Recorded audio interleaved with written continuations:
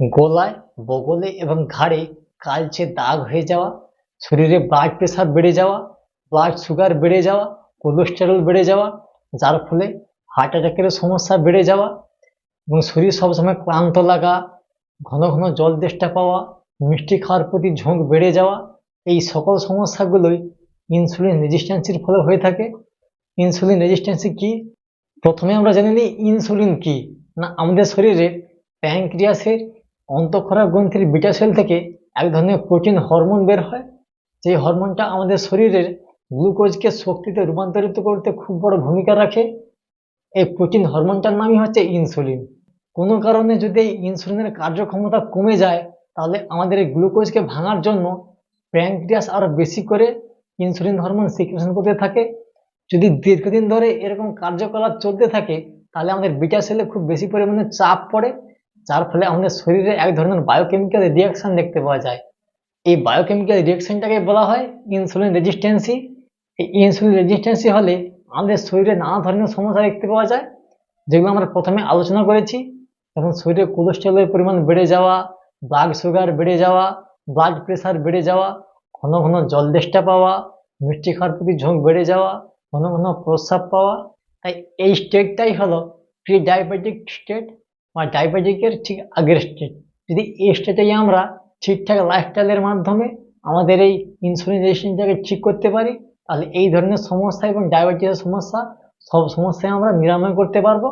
তো কি কি উপায়ে আমরা এই ইনসুলিন রেজিস্ট্যান্সি বা টাইপ 2 ডায়াবেটিস সম্পূর্ণভাবে নিরাময় করতে পারবো, চলুন জেনে নিই। এই রোগটি মূলত হয় আমাদের নিজেদের লাইফস্টাইলের মাধ্যমে। যারা দীর্ঘক্ষণ ধরে বসে কাজ করেন, তারা অতিরিক্ত তেলে ভাজা এবং অতিরিক্ত মিষ্টি জাতীয় খাবার বেশি খান এবং স্ট্রেসের কারণে ঘুম ঠিকঠাক করে হয় না, তাদের ক্ষেত্রে এই ইনসুলিন রেজিস্ট্যান্সি দেখতে পাওয়া যায়। কি কি নিয়মগুলো মেনে চললে আমরা ইনসুলিন রেজিস্ট্যান্সি এবং টাইপ 2 ডায়াবেটিসের সমস্যা থেকে চিরতরে রেহাই পেয়ে যাব, চলুন সেগুলো জেনে নিই। প্রথমে আমাদের খাবারের মান ও পরিমাণ নিয়ন্ত্রণে আনতে হবে। অতিরিক্ত তেলে ভাজা বা ডুবো তেলে ভাজা খাবার খাওয়া বন্ধ করতে হবে। মিষ্টি জাতীয় সকল ধরনের খাবার খাওয়া বন্ধ করতে হবে। মিষ্টি জাতীয় কোল্ড ড্রিঙ্কসও খাওয়া বন্ধ করতে হবে। অতিরিক্ত স্পাইসি ও ফাস্ট ফুডও খাওয়া বন্ধ করতে হবে।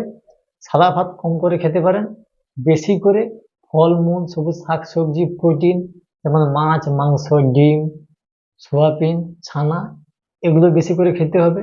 খাওয়ার পাশাপাশি আমাদের নিজেদের শরীরচর্চাও করতে হবে। যেমন সপ্তাহে অন্তত 5 দিন 30 মিনিট করে হাঁটতে হবে। সপ্তাহে 2 থেকে 3 দিন এক্সারসাইজ করতে হবে এবং স্ট্রেস কমিয়ে নিয়মিত ঘুমোতে হবে। পর্যাপ্ত পরিমাণে জল খেতে হবে।